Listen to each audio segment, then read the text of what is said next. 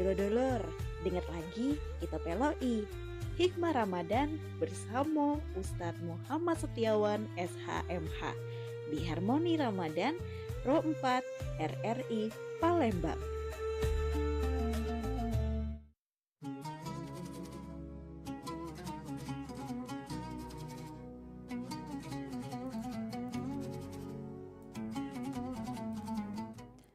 Delapan 88,4 FM Pro 4 Palembang, Suara Budaya Sumatera Selatan. Dulur, sore hari ini payu kita peloi bersama Dialog Hikmah Ramadan bersama Ustadz Muhammad Setiawan SHMH, dan hari ini dengan tema hakikat. Assalamualaikum Ustadz. Waalaikumsalam warahmatullahi wabarakatuh. Gimana kabarnya hari ini Ustadz? Alhamdulillah baik ya. Baik Ustadz, tema kita hari ini adalah hakikat. Iya benar. Dipersilakan Ustadz untuk materinya hari ini. Iya, terima kasih Cik Mita. A'udzubillahi minasyaitonirrajim. Bismillahirrahmanirrahim. Assalamualaikum warahmatullahi wabarakatuh. Bismillahirrahmanirrahim. Alhamdulillahirabbil alamin wa bihi nasta'in ala umurid dunya waddin. Wassalatu wassalamu ala asyrafil anbiya wal mursalin. Sayyidina Maulana Muhammadin wa ala alihi wa sahbihi ajma'in. Faqala ta'ala fil kitabil aziz, ya ayyuhalladzina amanu taqullaha haqqa tuqatih wa la tamutunna illa wa antum muslimun. Sadaqallahul azim wa sadaqa rasuluhun nabiyul karim wa nahnu ala dhalika minasy syahidin wasyakirina walhamdulillahi rabbil alamin. Para pendengar, para pemirsa, kaum muslimin muslimat di channel Radio Republik Indonesia RRI Pro 4 Suara Budaya yang insyaallah senantiasa dirahmati dan dimuliakan oleh Allah SWT di mana berada. Pertama, tentu kita wajib untuk bersyukur kepada Allah di petang yang mulia ini. Kita dapat kembali bermajelis, bermuajahah walaupun via elektronik, via telekonferensi ini.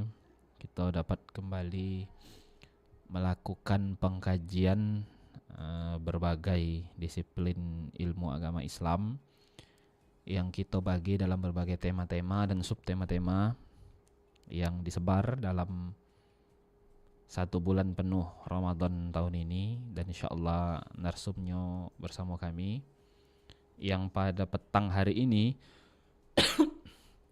kita mengangkat tema judulnya hakikat. Setelah kita bersyukur kepada Allah dengan kita mengucap alhamdulillah syukrulillah ala ni'amillah, maka selanjutnya kita wajib untuk bersolawat dan bersalam kepada junjungan kita Nabi Muhammad sallallahu alaihi wasallam. Salawat dan salam tersebut juga kita kirimkan pada para keluarga, para sahabat, para kerabat, para zuriat, para umat beliau yang insyaallah senantiasa berada di jalan beliau hingga akhir zaman kelak. Dan semoga dengan kita membaca Allahumma sholli ala Sayyidina Muhammad wa ala ali Sayyidina Muhammad, kita kagik digolongkan menjadi umat beliau dan mendapatkan syafaat dari beliau. Amin, Allahumma amin. Jemaah yang dimuliakan Allah, kagik yang nak bertanya diaturi langsung ke nomor yang sudah diinfokan oleh host tadi. Tema kita hari ini judulnya hakikat. 4 hari pertama ini ada kaitan, ada saling kesinambungan antara tema hari pertama, kedua, ketiga, dan keempat. Baik jemaah yang dimuliakan Allah, sebelum kita masuk ke hakikat dan apa itu hakikat, kagik sambil nunggu telepon dari para pendengar sekalian juga, kami akan flashback sedikit ke 2 hari yang lalu, mengingatkan kembali. Kalau yang nyimak dari kemarin sudah tahu, tapi kalau yang bagi yang belum, mungkin ini kami informasikan. Di dalam jalan kita menuju kepada Allah Subhanahu wa taala, paling tidak ada 3, atau dalam literatur lain dikatakan ada 4. Kita ambil yang paling banyak lah 4, yakni rangkaian atau fase rantai dari awal sampai ke akhir untuk kita menuju kepada Allah Subhanahu wa taala. Pertama dikenal dengan sebutan syariat, yang kedua thariqah atau tarekat, yang ketiga haqiqah atau hakikat, dan yang keempat ma'rifat. Hari ini kita di hari yang ketiga ini membahas bab bagian yang ketiga, yakni hakikat.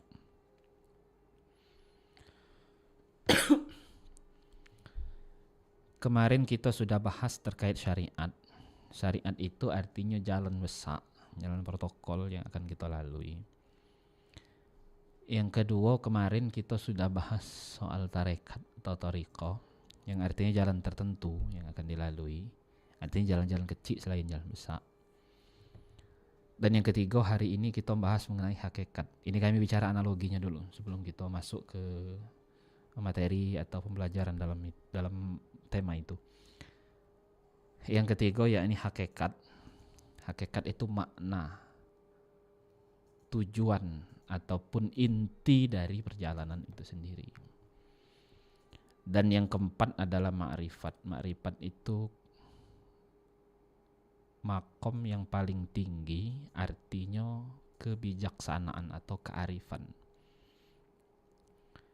Kita ambil analogi yang paling dasar dan paling sederhana dulu, kaitan dari analogi dua tema kemarin.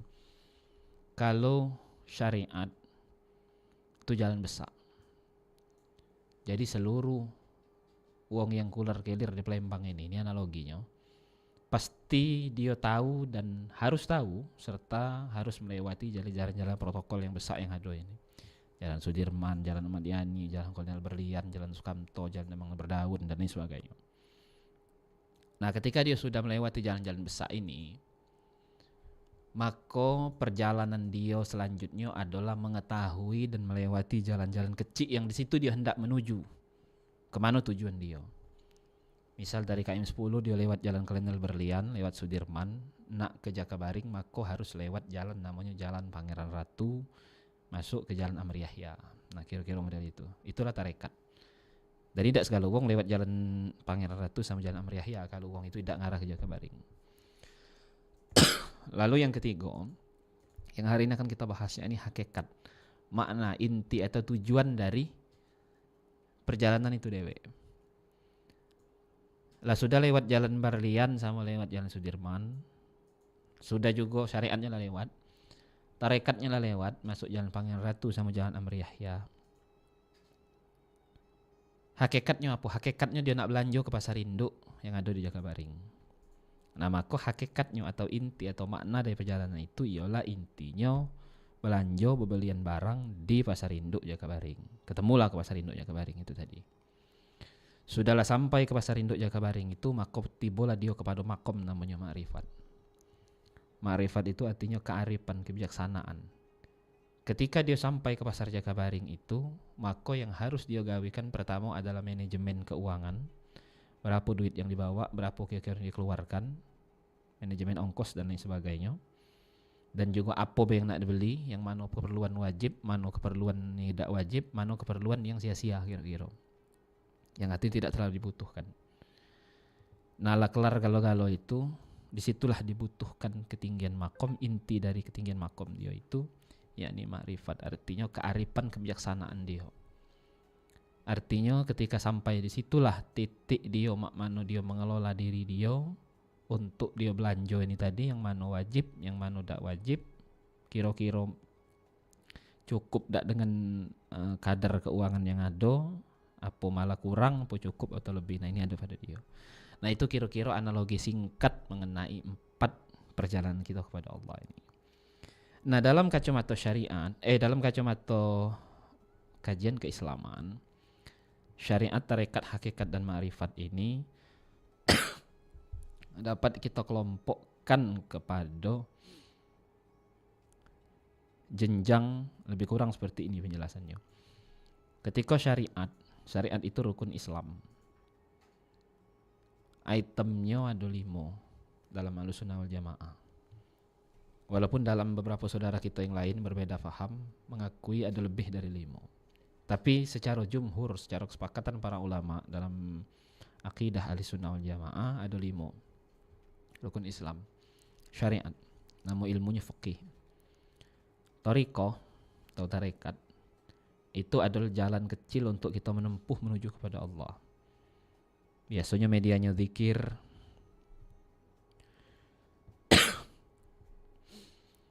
Lalu ketika dia sudah berthariqah, maka makom selanjutnya adalah hakikat.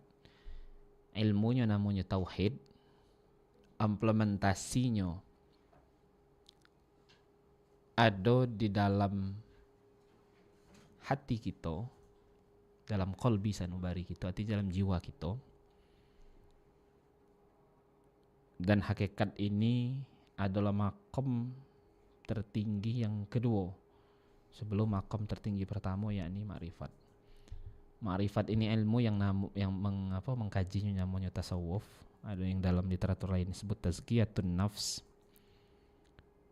Implementasinya ada di setiap denyut nadi dan hembusan nafas kita. Jemaah yang dimuliakan Allah, ketika kita bicara dan ngomong soal hakikat, maka ilmu yang dibahas itu hanya satu muaranya, yaitu la ilaha illallah Muhammadur Rasulullah. Artinya ilmu tauhid, ilmu keesaan kita terhadap Tuhan, terhadap Rabb. Nah, ketika kita bicara itu, maka sangat banyak dan sangat luas kajiannya serta sangat dalam dengan berbagai perspektif, dengan berbagai pandangan terkait hakikat itu dewe. Tapi paling tidak jemaah ini muliakan dan dirahmati oleh Allah Subhanahu wa taala, kita sebagai hamba yang tentunya bertaqarrub kepada Allah sebagai khalik dari kita sebagai makhluk, yang harus kita gawe ini secara sederhana, yang harus jadi pembelajaran bagi kita adalah cak mano cara kita mengimplementasikan sifat-sifat kehambaan kita atau sifat-sifat kedoifan kita atau sifat-sifat kemanusiawian kita. Nah, sedangkan akhlak kita kepada Allah, bagaimana cara kita untuk mengagungkan, memuja, memuji dan meninggikan dari asma dan sifat dari Allah Ta'ala itu sendiri. Jadi jangan terbalik. Kadangkala tanpa disadari atau juga kita sadari mungkin kita ini sudah memakai dan meminjam sifatnya Allah. Tapi sifat kita dewek sebagai hamba itu tidak kita pakai dan tidak kita gawe. Sehingga kata-kata kita nak berhakikat dan bermakrifat itu kalau bahasa Palembang jauh tangi. Nah, coba ini muliakan Allah. Apa itu sifatnya Allah? Nama dan sifatnya Allah itu paling tidak itu termaktub dalam 99 Asmaul Husnanya yang kita hafal dan kita pelajari. Ketika itu disebutnya dalam dalil, maka itu nama. Ketika itu ditampakkannya kepada kita, maka itulah sifat. Rahman, salah satu sifat Allah, salah satu nama dan sifat Allah. Pengasih, disebutnya dalam Al-Quran, jadi nama Allah, asma Allah. Ditampakkannya lah kepada kita, terumpak metu gitu dari studio RRI ini, ada yang ngenjuk nasi kotak, nah itulah ditampakkannya sifat Rahman, pengasihnya dari Allah.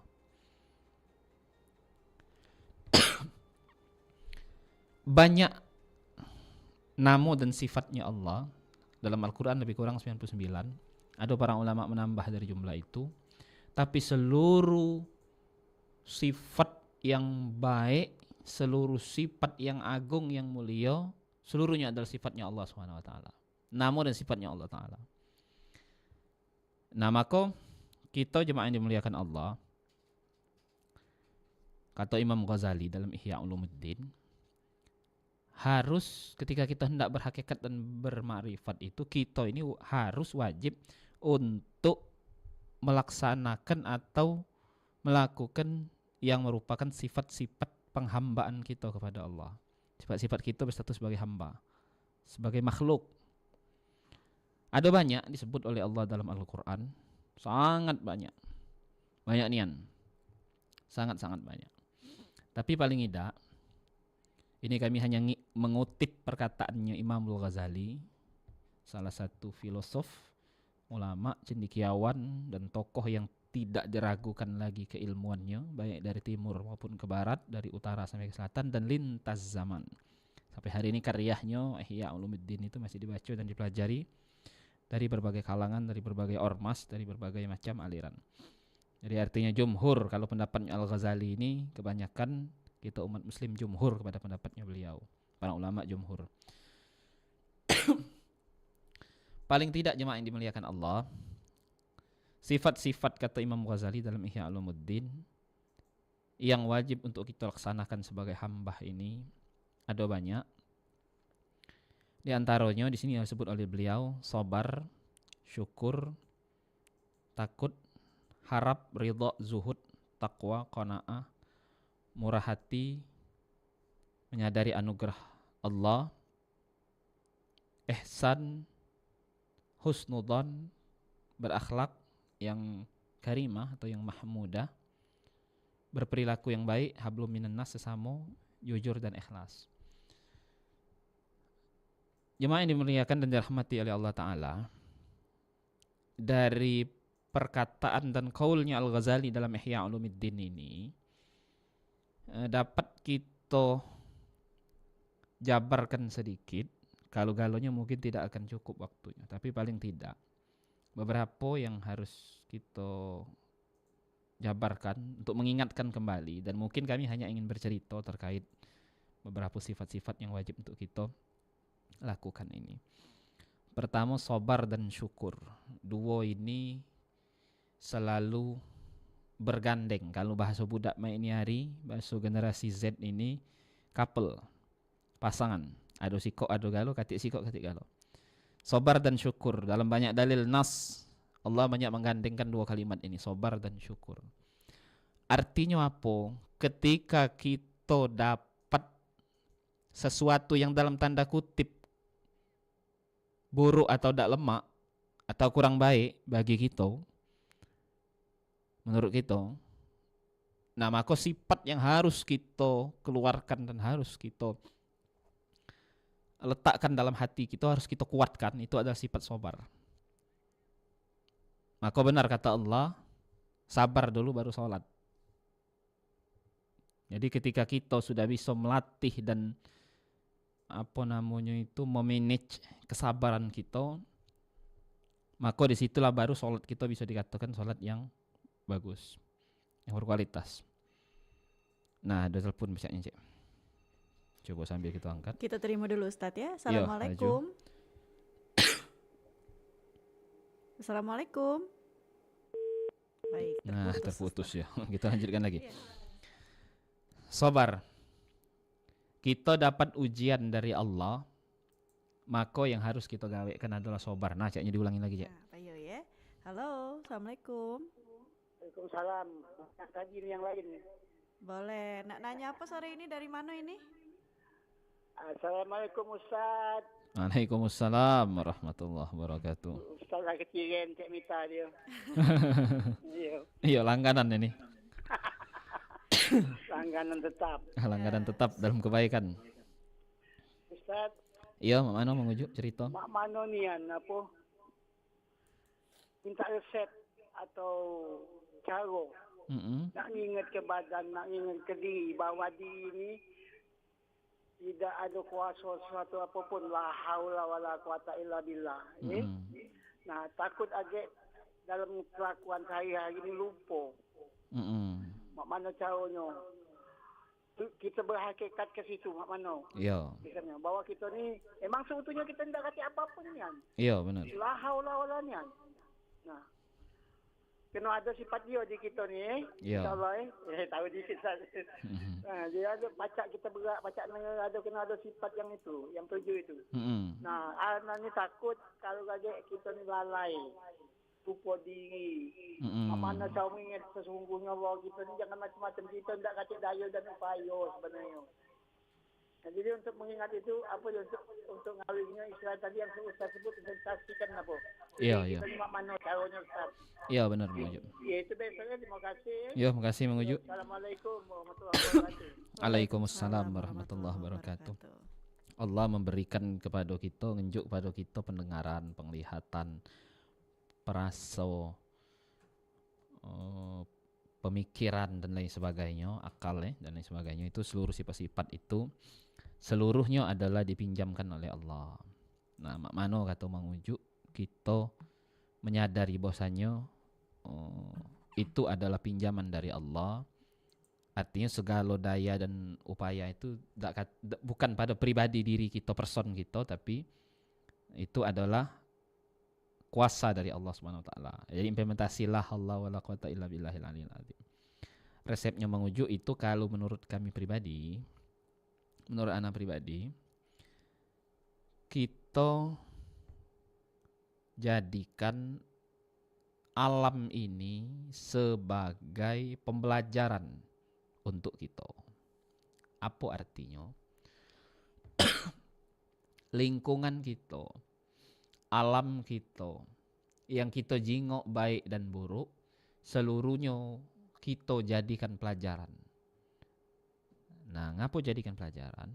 Itu adalah untuk pengingat kita. Kalau baik kalau aku rasa tidak dapat jadi pelajaran. Kalau kira-kira dekat buruknya kan. Kira-kira wong sepelembang nganget ini nenge galau. Tak kata yang ini mungkin tak bisa jadi pelajaran karena apa? Tak kata data pembanding kalau dalam bahasa ilmiahnya itu. Nah, tapi ketika ada sesuatu yang itu dinilai buruk, artinya dinilai kurang bagus, kurang baik, kurang pantas dan bertentangan tentunya dengan syariat dan malah itu bernilai ataupun jadi suatu kemaksiatan. Nah, maka itulah menjadi pembelajaran kita, cerminan kita, kacau kita. Nah, pun ketika ada suatu nikmat yang itu dia kita jingok, nikmat ini kan beda-beda tiap uang dinjuk oleh Allah. Ada nikmat yang lebih, ada nikmat yang kurang. Ada yang ada di kita, ada yang tidak katik di wong. Ada yang ada di wong tidak katik di kita. Nah, kira-kira macam itu.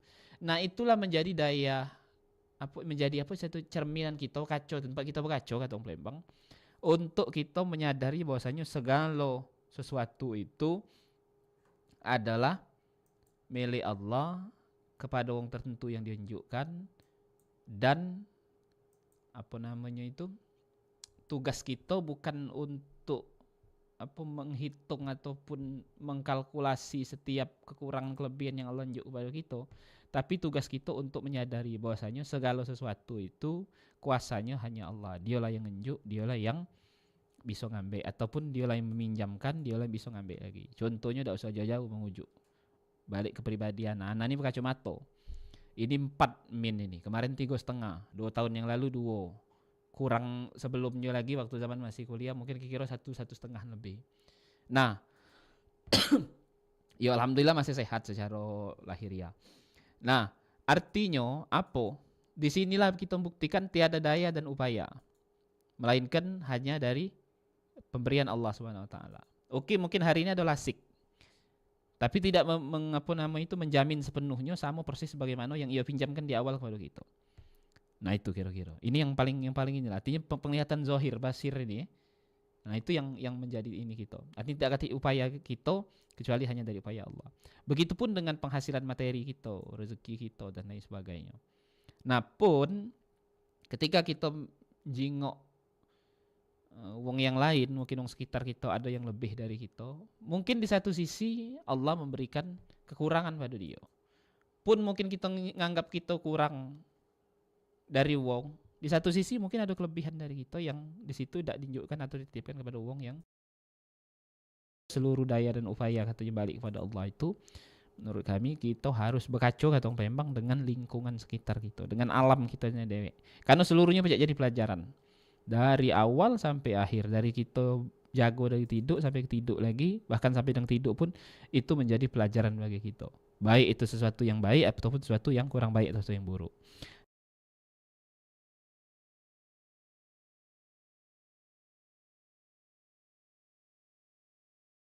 Iya, belum ada bunyi lagi. Iya, kalau ada bunyi kita lanjutkan lagi. sabar dan syukur, dua ini bergandeng. Ketika dapat sesuatu yang sifatnya musibah, maka sabar. Ketika dapat sesuatu yang baik yang kita harap, maka syukur. Dua ini harus seiring sejalan. Kalau salah sikok baik, maka muncul 5 huruf kalau bahasa budak muda ini hari.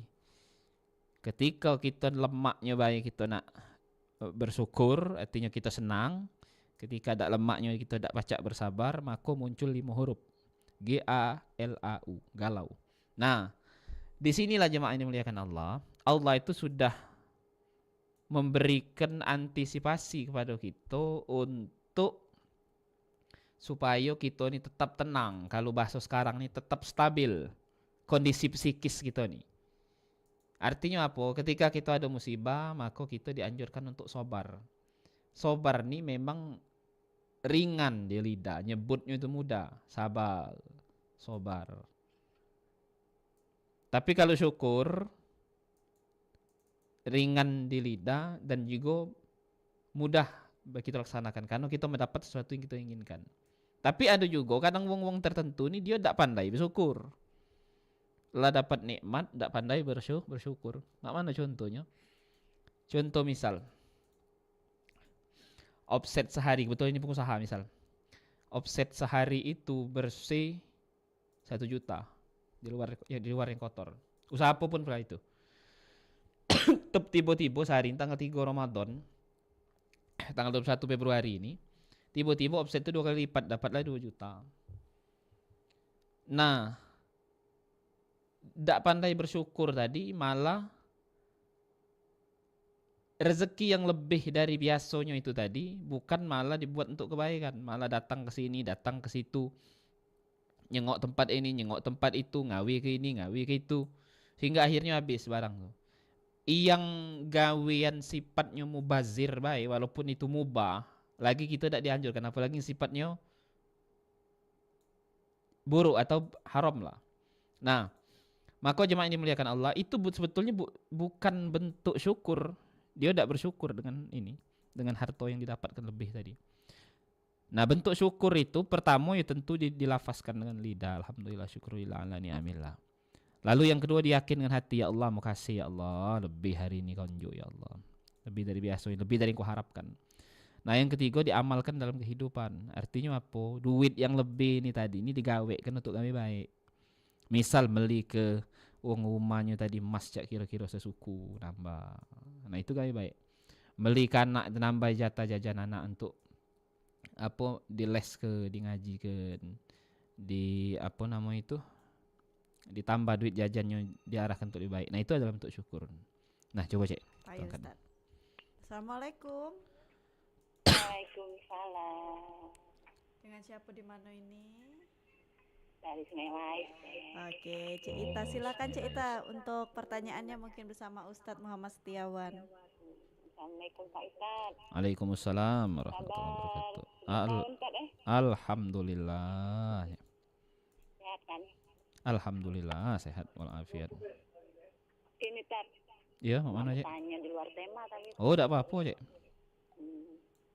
Cik ini Tat. Kan ada kadang-kadang mau ngomong kayak ini Tat.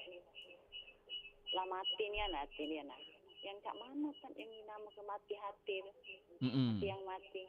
Nah, mak mana pula baliknya, mak mana biar tak mati lagi hati tadi. Juga Tat pertanyaannya. Makasih Cik Mita. Yo, makasih Cik. Waalaikumsalam warahmatullahi wabarakatuh. Waalaikumsalam warahmatullahi wabarakatuh. Makasih. Cik siapa Cik nama tadi? Cik Ita. Cik Ita dari Sungai Lais ya. Aku terkenang Sungai Lais itu biar ingat ya. Nah, makasih Cik Ita dari Sungai Lais pertanyaannya. Pertanyaannya ini sederhana sebenarnya, cuman jawabannya ini harus membutuhkan sesuatu yang sangat super sebenarnya. Tapi kami jawab dengan sepengetahuan dan seilmu kami bela ada. Hati yang mati itu hati yang mana? Hati yang mati itu Cek ya sebetulnya kalau dia tak galak nerimo kebenaran Allah, itu pada hakikatnya hati yang mati. Kan kita ini di hati kan yang nerimo keimanan dan ketakwaan itu. Ketika dia menolak kebenaran dan keimanan Allah, itu pada hakikatnya hati yang mati. Seluruh hal, segala hal. Nah tapi kita tidak berhak untuk menghakimi atau memvonis wong lain dengan kata-kata hati yang mati itu tadi. Nah, maka jemaah yang dimuliakan Allah, disebut hati yang mati ini tadi, istilah itu kita gunakan untuk pembelajaran ke diri kita, ke internal jadi bukan kepada eksternal, bukan kepada orang lain. Nah, kalau untuk nimbang diri kita, ya Allah, ngapulah aku nih cak kerasnya kira-kira mak ini naik, ngapulah kira-kira aku nih cak sungkannya ini. Nah, itu boleh kita jadikan pelajaran cermin kepada diri kita, tapi jangan untuk memvonis kepada orang lain. Tapi kalau untuk pembelajaran tidak masalah. Nah, jemaah ini muliakan Allah, nyambung ke pertanyaan Cik Itan tadi. Jadi ketika wong ndak galak menerima ketentuan Allah, hatinya ndak galak menerima, nah pada hakikatnya di situlah hatinya itu mati. Dalam artian dia apa namanya itu keras yang memang ndak bisa diubah itu, nah kira-kira apa keinian dia itu. Apa ketetapan dia itu. Karena ini terkait hukum Allah, terkait jalan yang sudah Allah berikan kepada kita. Dia udah menerima, dari situlah pada hakikatnya hati mati. Nah, apakah bisa dibalikkan lagi? Jawabannya sangat bisa, Cek. Maka Cek harus memperbanyak baca doa.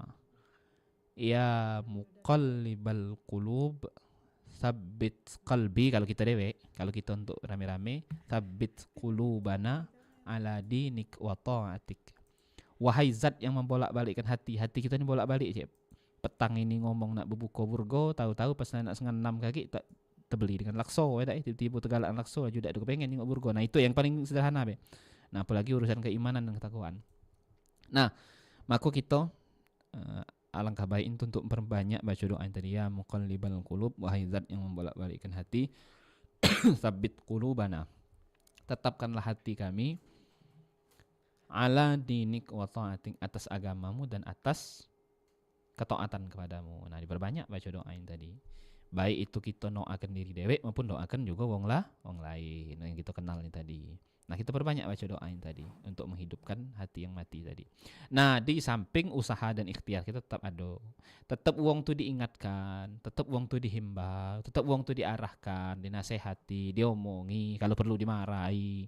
Nah, kira-kira itu di follow up kalau bahasa budak muda ini hari ya. Nah, itu tetap. Jadi tawakalnya dengan doa ini tadi, ikhtiarnya tetap dengan apa namanya itu lisan kita kepada wong yang kita anggap dia kurang menerima ketentuan Allah yang tadi. Nah, itu, Cek. Kita lanjutkan cerita kita ini tadi. Sabar dan syukur, dua ini harus seiring sejalan, segandeng, seirama. Nah, ketika kita dapat yang kurang baik, maka kita untuk sabar. Ngapo Pak Ustadz? Aku nih kadang berdoa selalu minta supaya mantu sama anakku ini lulus segala pegawai negeri. Nah, tiba-tiba ini cerita, misal perumpamaan. Tiba-tiba budak do laki bini ini dak do lulus. Dak pernah lulus berapa kali tes. Permintaan kita kan, kehendak kita kan minta kepada Allah melancarkan, memberhasilkan, mensukseskan. Nah, itu juga pintaan budak dua tadi. Tapi hasilnya selalu gagal, nihil. Maka diperintahkan Allah kita untuk sabar. Nah, ngapalah kita tuh nak sabar, nak sabar. Apa Allah tak bersama kita? Jika tuh ini quotes budak menari kan? Jawabannya tidak, Allah tuh selalu bersama kita. Justru disitulah saat-saat kita untuk bersama Allah. Ngapo? Rupanya ada hikmah. Kulla syai' bihikmah, segala sesuatu itu pasti ada hikmahnya, walaupun itu kita anggap kurang baik. Nah, ngapo misal anak dengan mantu ini tidak lulus jadi calon pejabat pegawai negeri? Karena ternyata kalau dia lulus, dia ditempatkan di tempat yang jauh dan tidak bersama dengan kita. Sedangkan kita ini tinggal dewean, kita ini tadi tidak kate yang ngawan, tidak kate yang ngerewangi di rumah, sehingga kalau dia jauh kita kesulitan, kesaruan segala gawe, kesusahan dalam apa namanya itu kegiatan ataupun aktivitas keseharian kita. Nah, dengan adanya yang ngerewangi, dengan adanya kawan, dengan adanya budak tadi, tidak kemana-mana, tetap bersama kita di rumah itulah, maka dijadikan oleh Allah hikmahnya menjadi peringan bagi kita dewe. Nah itu hikmah. Nah maka kita tugas kita untuk sabar. Nah jemaah yang dimuliakan oleh Allah Ta'ala, ini pengalaman kami pribadi, dicerita sedikit. Jadi anak ini dulu balik ke Sako malam-malam arah ke sana itu, baliklah dalu waktu itu kira-kira jam 10-an jam 11-an lah kali ya. Lah dalu balik dari acara juga, dari ngisi waktu itu. Nah pas balik itu di depan pahlawan daerah Riodila itu bertus pecah ban. Nah jaku innalillahi wa inna ilaihi rajiun. Musibah ini hari tengah dalu itu ya. Nah untung tak jauh dari situ, dorong dikit dari 3,5 km ke km 4 tuh ada tampil ban 24 jam. Napal ban lah situ sambil duduk situ, ya Allah jika alangkah ini kenyu gawi ini tengah dalu pecah ban di jalan besar kan. Dan itu sudah sangat larut malam. Akhirnya sambil nunggu mamang itu ngawe tampalan ban itu tadi, muka lah grup WhatsApp di HP, grup masjid, grup RT, grup kampung kan. Rupanya jalan yang diliwat ini tadi ada budak begal. Nah budak begal ini tadi ditangkap oleh wong karena depan itu ada wong lagi syukuran hajatan, wong masang tenda. Jadi wong rame ngumpul. Nah ceritanya jam-jam itu ada budak begal tapi kedapatan. Nah kalau bangso misalnya tadi ditakdirkan oleh Allah tak pecah ban itu tadi, maka apa namanya itu mungkin bukannya ban yang pecah, pacak-pacak uangnya yang pecah. Nah tapi ditakdirkan oleh Allah itu tadi ternyata ada hikmah besar di balik itu. Nah maka tugas kita di sini untuk sabar. Nah setelahnya baru kita dapat belajarnya.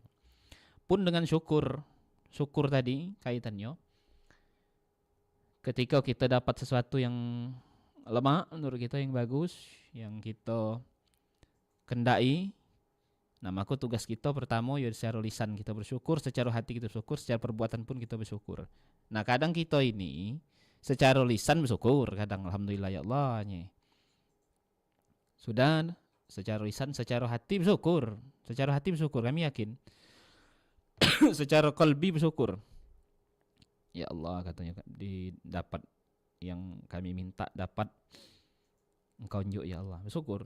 Nah cuman kadang dalam perbuatan kita ini kadang kurang bersyukur. Ngapa kan kurang bersyukur? Begitu dapat lebih dikit kita malah berfoya-foya, berlebih-lebihan, malah sifatnya tabzir, mubazir. Sedangkan mubazir itu adalah kawannya syaitan. Mubazir itu bagian dari perbuatan buruk dari syaitan. Nah ini kadang yang ini dari kita. Kalau bentuknya tahaddusun bin nikmah, apa namanya itu kita mengkabarkan kita yang dapat nikmat. Contoh lah, katakanlah yang paling sederhana lah. Ketika kita dapat rezeki lebih dari biasanya, kita nraktir kawan makan, itu bagus. Bagus itu kalau dia sebatas itu. Nah, cuman kalau dia lebih dari situ, artinya dia berpoya-poya, dia melakukan hal-hal yang justru ngarah kepada keburukan, kemaksiatan. Nah, ini tidak syukur namanya. Tapi kalau dia ngajak keluarga makan, ngajak kawan makan, ngajak uang yang dia kenal makan, nah itu adalah bentuk tahaddusun bin nikmah. Nah tapi kalau dia lebih dari situ, bahkan ngarah kepada maksiat dari rezeki yang didapat tadi, nah itu bukan bentuk syukur, tapi malah bentuk kufur. Nah maka kita wajib bersyukur itu dengan segala hal. Jemaah yang dimuliakan dan dirahmati oleh Allah Ta'ala, sifat yang lainnya juga yang disebut oleh Al-Ghazali di sini adalah sifat zuhud. Zuhud ini artinya dak cinta dunia. Garis bawahi dulu. Zuhud itu dak cinta dunia. Bukan meninggalkan dunia, beda. Bukan meninggal dunia, meninggalkan dunia. Nah, apa bedanya Pak Ustadz? Kalau dak cinta dunia, dia nak punya dunia, nak dak punya dunia. Kalau dia dak punya dunia, ya dia bersabar, balik ke sifat awal tadi. Kalau dia punya dunia, dia bersyukur, dan itu dimanfaatkan untuk kebaikan. Tapi tidak cinta, maksudnya itu tidak dia hidup semati mempertahankan menyayangi, ataupun kalau harta tu hilang dikit dia bakal risau, dia bakal gundah gulana, bahkan nauzubillah min zalik, bisa menjadi dia sampai stres, terganggu psikisnya dan sebagainya. Nah, itu yang dimaksud dengan zuhud. Jadi zuhud itu dia nak punya dunia ataupun tak punya dunia, dia tak akan cinta kepada dunia. Jadi bukan zuhud itu dikategorikan laju kita ini umat Islam ini dianggap harus berada di taraf garis ekonomi menengah ke bawah, bukan. Kita justru dianjurkan untuk mempunyai taraf ekonomi yang baik supaya kita bisa nolong sesama, anak cucu kita terjamin dan lain sebagainya. Islam menganjurkan kita untuk jadi berusaha, berdagang dan lain sebagainya, mencari penghasilan yang halal sebanyak-banyaknya dan sebaik-baiknya. Jadi jangan disalah terjemahkan. Zuhud itu bukannya dia ninggalkan dunia, tapi dia tidak cinta terhadap dunia. Maka ada dulu guru kami, kiai kami, guru ana, masih ada uangnya tapi tidak usah ana sebut karena kaget bakal jadi fitnah. Beliau dengan segala yang Allah nunjuk kepada beliau menjadi wong yang alhamdulillah ekonominya sangat di atas. Artinya kaya lah dalam hal materi. Nah, ketika kami tidak punya sesuatu yang beliau pada itu punya, katakanlah pakaian-pakaiannya dan lain sebagainya, maka dengan tidak tanggung-tanggung beliau memberikan, menunjukkan, menghadiahkan itu kepada kita. Nah, maka itu salah satu bentuk dia punya dunia tapi dia tidak cinta terhadap dunia. Nah, beda dengan punya dunia dan mencintai dunia. Itu kan baliknya ke sifat-sifat hati masing-masing. Nah, cak mana cara kita nilai wong? Nah, itu tidak baca ditakar-takar itu. Cuman bisa kita melihat zohirnya be. Karena batinnya hanya berurusan kepada Allah. Yang tahu itu cuman Allah SWT dewe. Dan wong yang bersangkutan itu dewe. Nah, jadi urusan zuhud ini urusan hati yang itu tidak baca ditakar-takar, tidak baca dikira-kira kan. Cuman dia kepada Allah yang tahu. Apakah dia cinta ataukah dia hanya punya be tapi tidak cinta. Nah, lalu ada lagi sifat yakni qanaah. Qanaah itu senantiasa kita merasa cukup. Nah, maka kata Nabi itu unzur man asfala minkum wala tandur man huwa fawqakum fahuwa dharu ni'matallahi alaikum. Inilah cara kita berqanaah. Selalu merasa cukup. Jingok yang tarapnya segala hal ini di bawah kita. Ekonominya, mungkin dari segi ilmunya, dari sisi pendidikannya, dari sisi amalnya mungkin, dari sisi segala hal baik materi pun non materi. Jingok ini di bawah kita kata Nabi. Wala tanzur man huwa fawqakum. Jangan jingok ini di pucuk kita. Nah, itu akan nambah nikmat kita dan akan nambah sifat qanaah serta syukur kita. Nah, ketika kini sudah kita jalani, sudah kita lakoni, maka jemaah yang dimuliakan Allah, insyaallah kita bakalan dapat sifat qanaah, selalu merasa cukup. Yang punya pajero 2 jangan nyingok yang punya pajero 3, jingok yang punya pajero siko. Yang punya pajero siko jangan nyingok yang punya pajero 2, jingok yang punya sigra siko. Yang punya sigra siko jangan nyingok yang punya pajero, tapi jingok yang punya motor Beat. Yang punya motor Beat jangan jingok yang punya motor NMAX, tapi jingok lah yang punya motor karbu lamo keluaran tahun 90-an.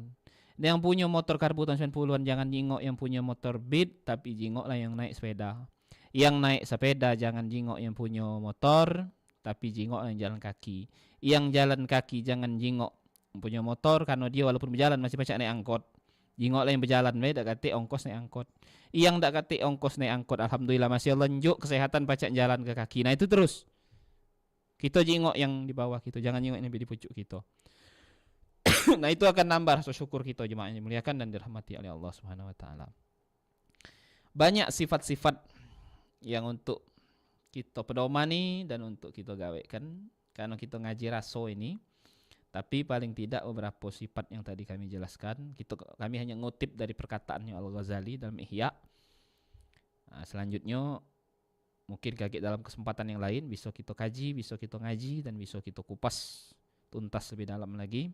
Baik itu sifat yang terpuji maupun yang tercela, kita sebagai makhluk maupun sifat-sifat dan asma-asma Allah itu dewe. Jemaah yang dirahmati dan dimuliakan Allah Subhanahu wa taala, jarum jam terus bergerak dan saat ini alhamdulillah sudah pukul 6 kurang, tak lama lagi kita nak berbuka dan kita akan mendengarkan kajian-kajian dari para dai dan ulama kita selanjutnya. Kami cukupkan dulu sampai di sini tema kita hari ini. Terima kasih atas perhatiannya, mohon maaf atas segala kekurangannya. Kebenaran hanya milik Allah, kekhilapan, kebatilan, kekeliruan hanya milik pribadi kami sebagai manusia biasa. Mohon maaf atas segala khilaf dan salah, kepada Allah kami mohon ampun. Akhirul kalam. Syukron, jazakumullah hasanul jaza, wal afu minkum.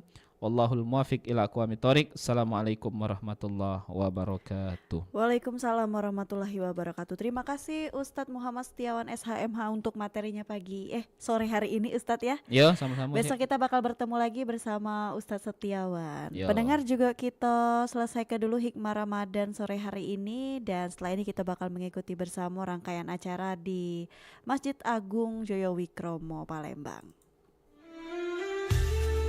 Dulur-dulur, sudah kita peloi program acara Hikmah Ramadan. Acara ini wajak dulur peloi setiap hari selama bulan Ramadan di Pro 4 RRI Palembang, Harmoni Ramadan.